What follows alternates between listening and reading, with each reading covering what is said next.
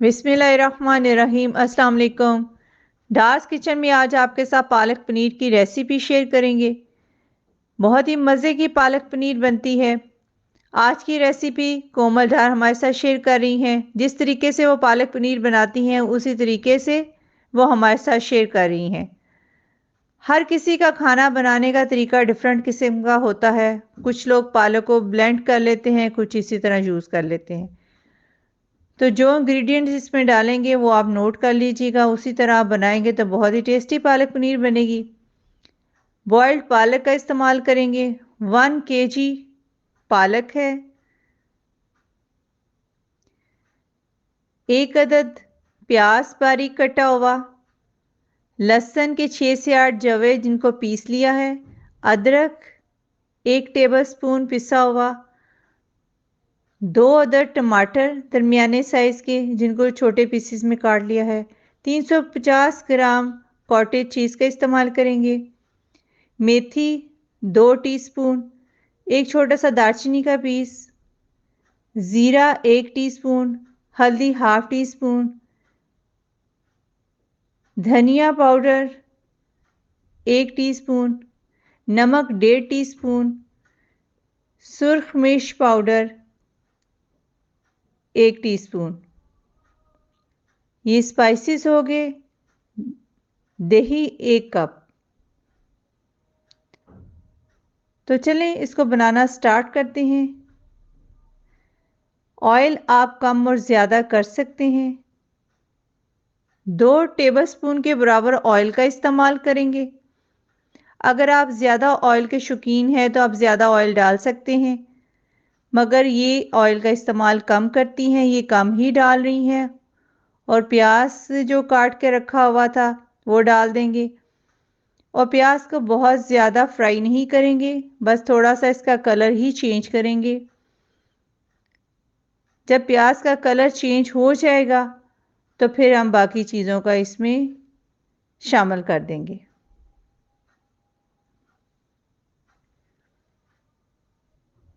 Medium flame पर इसको 1.5 से 2 मिनट भूना है लगातार। और अब इसका कलर चेंज होना शुरू हो गया है। बहुत तेज़ फ्लेम पर आपने इसको नहीं करना, मीडियम फ्लेम पर ही करना है, क्योंकि ऑयल का इस्तेमाल कम किया है। तो अगर आप तेज़ फ्लेम पर करेंगे तो ये जल जाएगा, खाने में थोड़ा सा जला हुआ टेस्ट आएगा। तो इसलिए बेहतर यही है कि फ्लेम को आप अपने हिसाब से एडजस्ट करते रहें। थोड़ा सा इसको सॉफ्ट भी कर लेंगे और बाकी चीज़ें स्टेप बाय स्टेप इसमें शामिल कर देंगे। लहसुन अदरक की पेस्ट ये शामिल करेंगे और इसको भी इतना भूनना है कि इसका कच्चापन दूर हो जाए। इसका कच्चापन दूर करने के लिए 1 से 1.5 मिनट इसको भूनेंगे।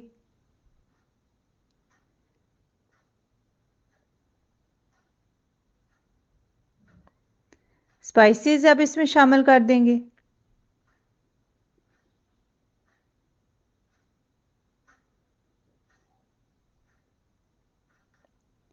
थर्टी सेकेंड तक इसको भूनेंगे।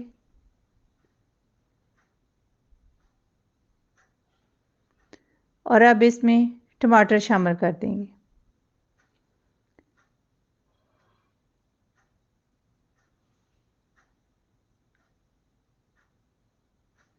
टमाटरों को भी थोड़ा सा भून लेंगे ताकि इनका कच्चापन दूर हो जाए। दही 1 कप शामिल कर देंगे। और अब इन सारी चीज़ों को 1 से 1.5 मिनट तक भूनेंगे ताकि थोड़ी सी ये चीज़ें सारी सॉफ्ट हो जाए और इनका फ्लेवर भी सारी चीज़ों में आ जाए। अच्छी तरह भूनने के बाद इस पर ढक्कन लगा के इसको थोड़ी देर के लिए रख देंगे। फ्लेम को बहुत आहिस्ता कर दिया है।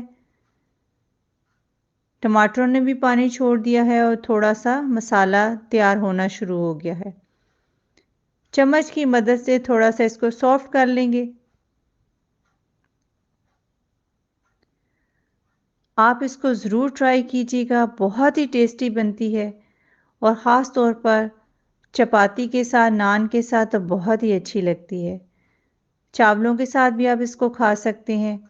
जिस तरीके से आप इसको खाना चाहते हैं उस तरीके से आप इसको खा सकते हैं।